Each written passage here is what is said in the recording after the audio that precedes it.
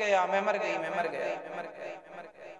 लेकिन जो पका हुआ है वो कैसा है? संसार में कुछ भी घटनाएं घट रही हैं, उससे उसका कोई प्रभाव नहीं, क्योंकि वो जान रहा है कि ये तो होनी है, होनी तो होके रहे, अनहोनी ना हो। राम को वनवास जाना था, ये दशरथ जी को पहले से पता था कि वनवास जाना है, होनी रोक थोड़ी पाए। जो घटना घट रही है, जो हो रहा है, वो निश्चित है। इसलिए प्रभावित ना हो। संसार का प्रभाव, नारियल का खोपड़ी टूटे टूटने दीजिए, गोला मत टूटे, आप प्रभावित ना होइए। संसार में सुख दुख हानि लाभ जीवन मरण, ये 6 घटनाएं रोज घटेंगी। 6 घटनाएं नित्य। क्या क्या? हानि लाभ, हानि और लाभ ये रोज होगा। हर पल हानि है और हर पल लाभ। बोलो हाँ। कल जितना कमाए थे जरूरी नहीं है कि आज भी उतना ही कमाओगे। कल जितना हंसे थे जरूरी नहीं है कि आज भी उतना हंसोगे। कल जितना रोए थे जरूरी नहीं है कि आज उतना रोओगे। कल जितना दुख था जरूरी नहीं है कि आज उतना दुख। ये हानि लाभ, जीवन मरण, जन्म मृत्यु, ये चलेगा, इसे आप रोक नहीं सकते। और हानि लाभ जीवन मरण, यश अपयश, यश अपयश, इज्जत बेइज्जत, ये सब चलता रहेगा क्रम। इसलिए संसार की किसी भी घटना से आप प्रभावित, हानि हो कोई बात नहीं, लाभ हो कोई बात नहीं, जीवन मिले कोई बात नहीं, मरण मिले कोई बात नहीं, यश मिले कोई बात नहीं, अपयश मिले, जो हर चीज से प्रभावित ना होकर आत्मज्ञान में, आत्मचिंतन में, भगवान के चिंतन में मस्त है। क्योंकि सुख बाहर ढूंढते हैं, बाहर नहीं है, वो सब भीतर का सब्जेक्ट। सुख कोई बाहर थोड़ी होता। हम संतुष्ट हैं, सुखी हैं, संतुष्ट नहीं है, दुखी हैं। इसलिए रावण संतुष्ट नहीं था, इसलिए लंका जल गई। संतुष्ट होता अपनी पत्नी से तो दूसरे की क्यों चुराता? जबकि राम संतुष्ट है अपनी पत्नी से तो पराई स्त्री को नहीं देखते, इसलिए राम सुखी है। घास की झोपड़ी में रहते हैं राम, पर रावण से ज्यादा सुखी है। और रावण सोने की लंका में है फिर भी परेशान है, क्योंकि रावण के जीवन में संतोष नहीं है। राम के जीवन में क्या है? तो सबसे बड़ा धन सोना नहीं है। सोना तो आप खरीद लोगे 1 लाख रुपया, 2 लाख रुपया, संतोष कहाँ से लाओगे? सोना तो 1 लाख रुपया तोला मिल रहा है, संतोष कितने रुपया तोला है?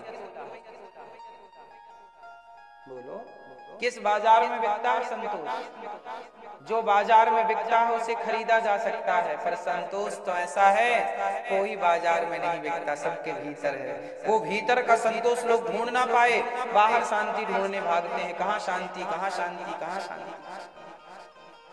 संत की बात सुन के राजा चरणों में गिर पड़े, महाराज आज आपने मुझे सुखी कर दिया। सबसे बड़ा दुख क्या है? उत्तर दीजिए। सबसे बड़ा दुख क्या है? वो सबसे बड़ा सुख क्या है? भगवान को भूल जाना सबसे बड़ा दुख, और भगवान को याद रखना सबसे बड़ा। एक और परिभाषा है सुख दुख की। बताओ दुख किसे कहते हैं? दुख की मैंने 3 परिभाषाएं दे दी। एक तो संतुष्टि ना होना ही दुख। दुख क्या है? हमारे पास इच्छाएं बहुत ज्यादा हैं। यदि इच्छाएं ज्यादा हैं तो आप क्या होंगे? दुखी। और इच्छाएं ना होंगी तो, इसलिए आपकी इच्छाएं आपको दुख देती हैं। कोशिश करिए कि इच्छाएं कम हो, जरूरतें कम हो। आपकी जरूरतें क्या है? रोटी, कपड़ा, मकान, शिक्षा, गाड़ी। ये सब आपकी क्या है? जरूरत है आजकल, बिना गाड़ी के, बिना घर के, बिना बच्चों की शिक्षा के कैसे गुजारा होगा? तो ये सब जरूरतें हैं, ठीक है, जरूरतें होनी चाहिए।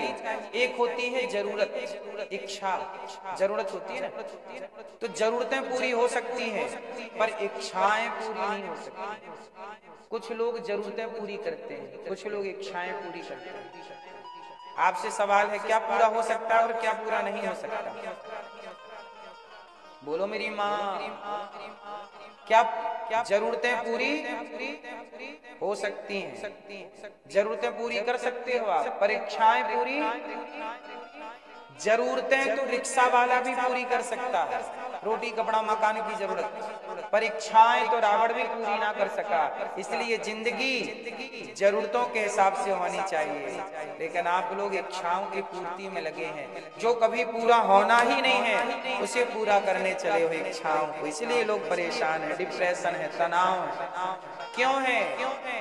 क्योंकि वो पूरा करना चाहते हैं आप जो रावण भी पूरा ना कर सका। इच्छाएं पूरी हुई, इसलिए जिंदगी जरूरतों से पूरी होती है। जरूरतें पूरी कर लो और बढ़िया चिंतन भगवान का करो, ध्यान करो, जहां हो हैप्पी रहो, खुश रहो। अब आजकल आप लोग हंसते नहीं, मुस्कुराते नहीं, थोड़ा हंसिए, थोड़ा मुस्कुराइए, थोड़ा खुश रहिए। हर हंसने का मतलब ये नहीं कि आप हंसने लग जाइए, ऐसे वाला नहीं। खुश रहने का मतलब है राम जंगल में दुखी थे कि सुखी थे? बोलो। हाँ, हर परिस्थिति में हैप्पी रहिए, खुश रहिए। परिस्थितियां बनेंगी, बिगड़ेंगी, उनका प्रभाव आप पर नहीं पड़ना चाहिए। ये तब होगा जब आप पके नारियल होंगे। तो क्या बनना है आपको? पका नारियल।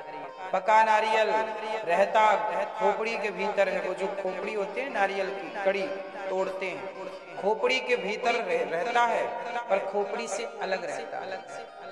संसार में रहो पर संसार के प्रभाव से अलग रहो। इसी को कहा संतों ने, जो जग में रहूं तो ऐसा रहूं जैसे जल में कमल का फूल रहे।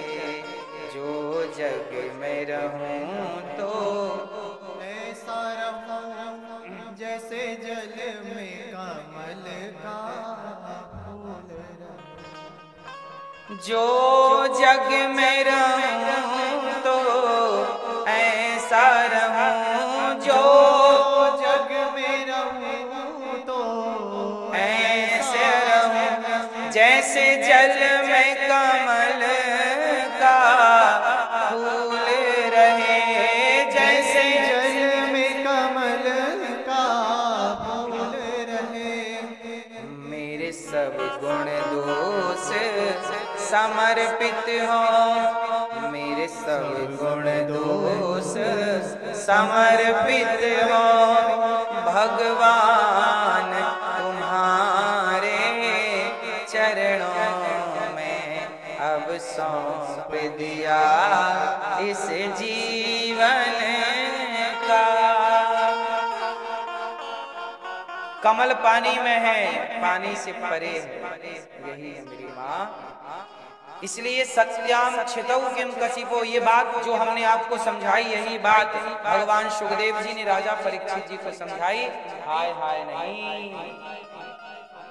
क्षीराणि किम पति न संति दिशन्ति भिक्षाम नैवांग नृपाः परभ्रतः सरितोपि सस्यन् रुद्धा गुहा किमजितो मतिनोपसन्नान्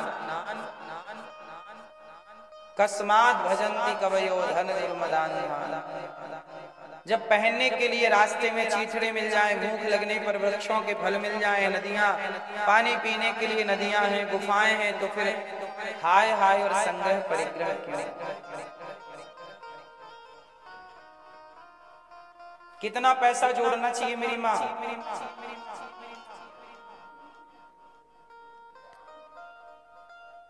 आप लोग अपने लिए जोड़ रहे हो कि 3-4 पीढ़ी के लिए?